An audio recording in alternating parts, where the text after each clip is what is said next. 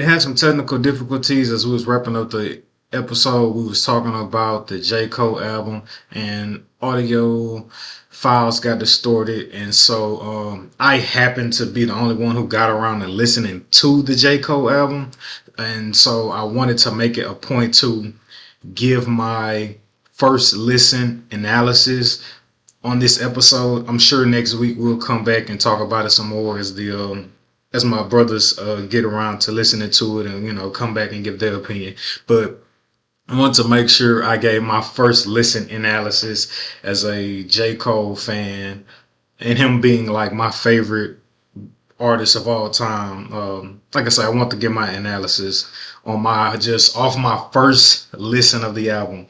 I still been living with the album, still been listening to it throughout the week. But I'm going to do my best to stay in or give my mind frame and how I felt about the album as I was listening to it for the first time.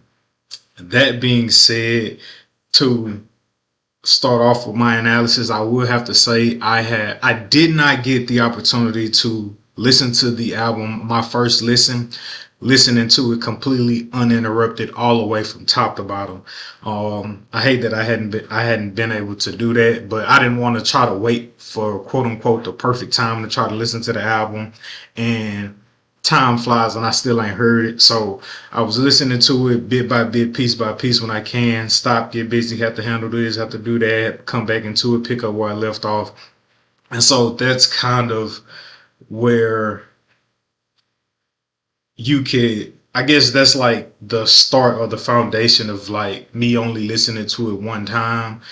Um, Maybe listen to three, four, maybe five songs at a time. Then, like I say, get caught up doing something and have to come back. Maybe go back and listen to some, then listen to another five. So it hasn't been completely uninterrupted listen. So you may or may not like my take on the album for saying that, and my take on the album could be, I guess, a bit jaded because I wasn't able to process it and take it all in at one complete time. But nonetheless, listening to the album, first listen, opinion of it, I think the second half of the album, Disc 39, I think it is way better than Disc 29. Obviously, music is subjective. I'm curious as to know how many of y'all out there either agree with me or feel like Disc 29, the first half of the album, you would prefer that half of the album over the second half of the album. But me personally, first listen, I don't think it's close. I think Disc 39, I think it gets Disc 29 up out of here. I really do. The 39 intro song, the rapping on that was my favorite part of the album. I feel like Cole should have opened up with really Disc 39. Like, open up the album with Disc 39 and like let's rock out. I did not like the sequencing of the album. It's starting with, Disc 29, which obviously I wasn't the biggest fan of. I didn't like the sequencing of the album. Could I feel different in that once I'm able to actually process the album and listen to it all the way through uninterrupted? Maybe, possibly, but off a first time listen, was not a fan of the sequencing of the album. And I also feel like too that there are some skips on the album.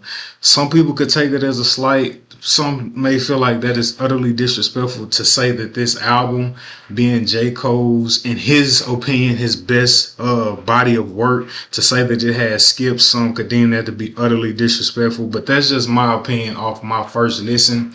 And in feeling like the album has skips, it made me wonder if an album can be deemed a classic if it has skips.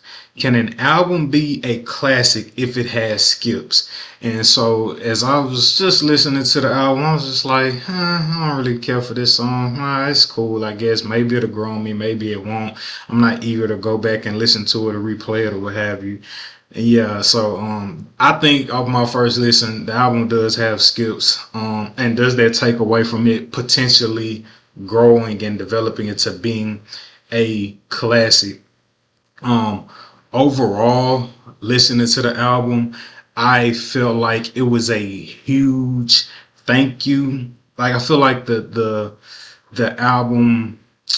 I don't know how exactly I want to articulate it, but the album to me in its entirety, I feel like was a thank you letter to hip hop, and I got that from like all the samples that I was hearing. Though it was like my first listen, and like I say, I didn't listen to it completely uninterrupted all the way through. I heard a lot of samples with the beats. I heard a lot of flow references from various artists, and I feel like that was J. Cole's way of just paying homage to hip hop and the artists and songs that influenced him throughout his career. And also too, I think he made an extremely conscious effort in in thanking hip hop. I also believe he made a conscious effort to simultaneously make sure he paid homage and tribute to Fayetteville, his hometown, and kind of just being like, hey, no matter how far people try to put me up on this pedestal of being this superstar, I'll never forget where I came from, that being Fayetteville. And so I think that was the overall sentiment and tone of this album, is, letting Fayetteville, his hometown, know, like, I'll never forget where I came from, but also making sure, with this being quote unquote his last album, making sure he paid his proper respects to hip hop and all of its influence on J. Cole personally and as an artist.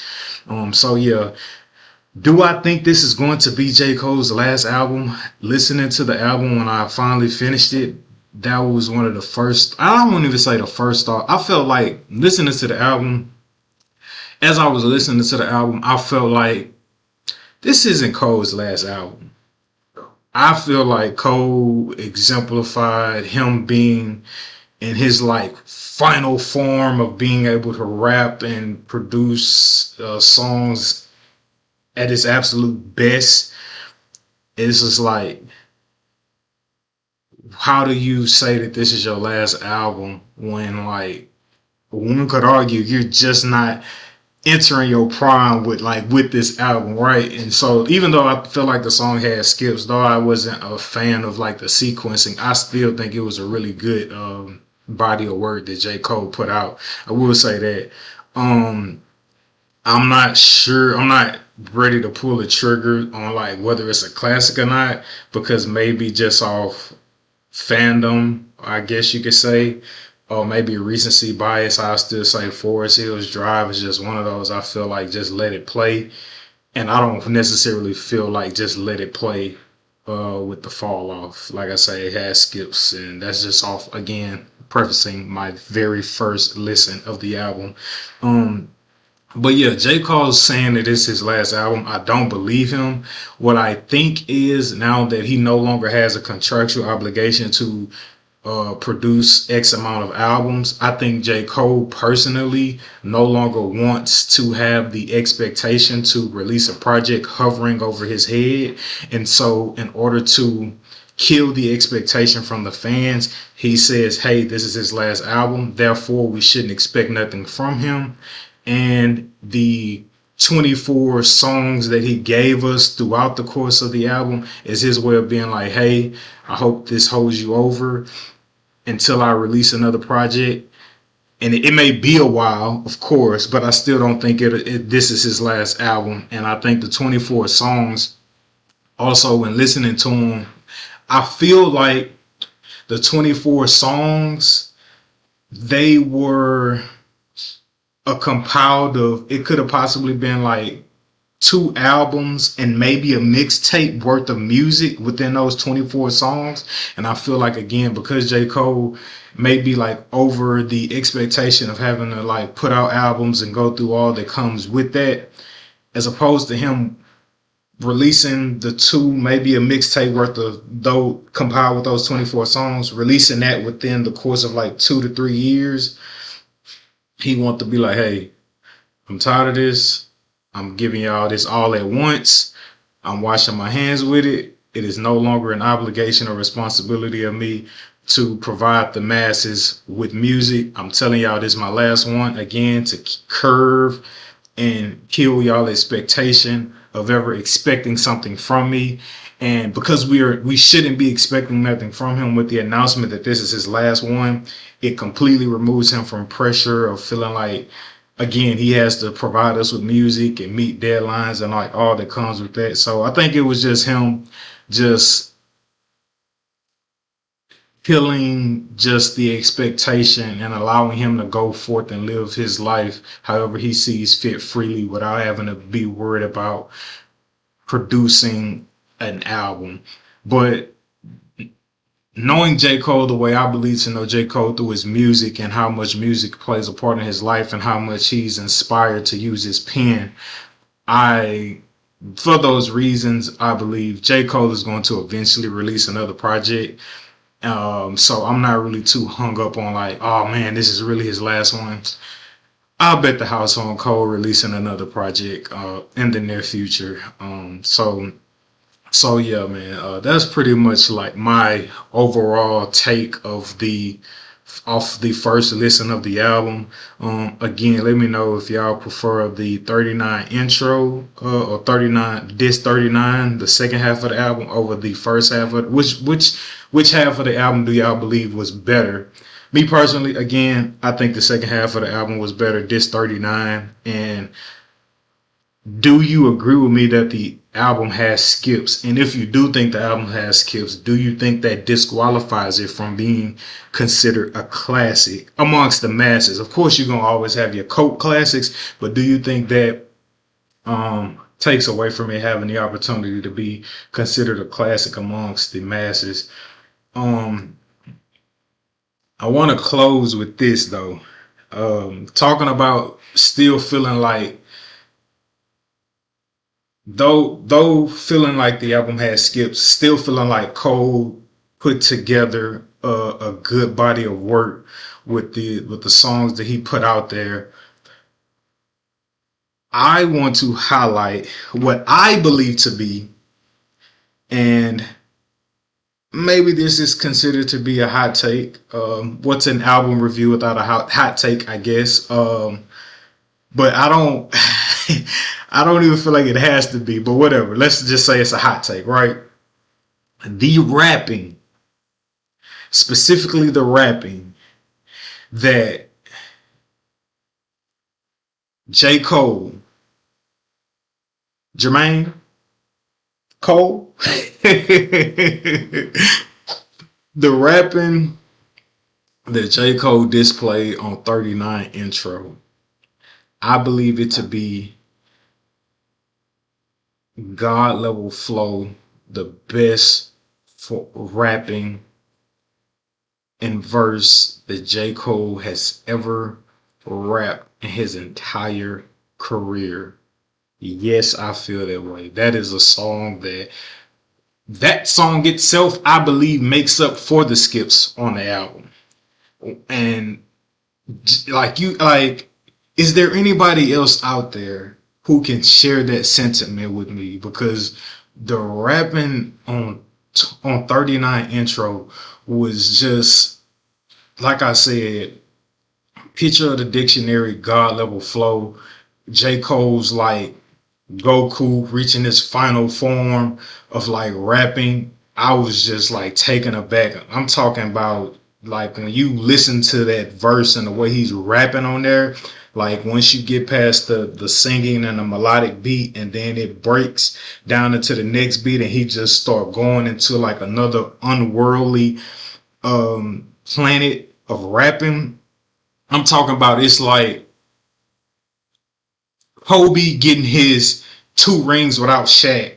Kobe getting 60 in his last game. We talking Allen Iverson crossing over Jordan, then stepping over Tyronn Lue. That's how that verse make you feel. That's how that verse like make you look when you, like the look on your face you get when you hearing it. We talking Dame game 1 over Paul George. You feel me? We talking Tom Brady comeback versus the Atlanta Falcons, and then getting his ring versus the Bucks. That is where I believe J. Cole actually went with that verse. We talking Giannis 50 in a closeout game of the finals. We talking Jordan shrug with the 6 threes versus Portland.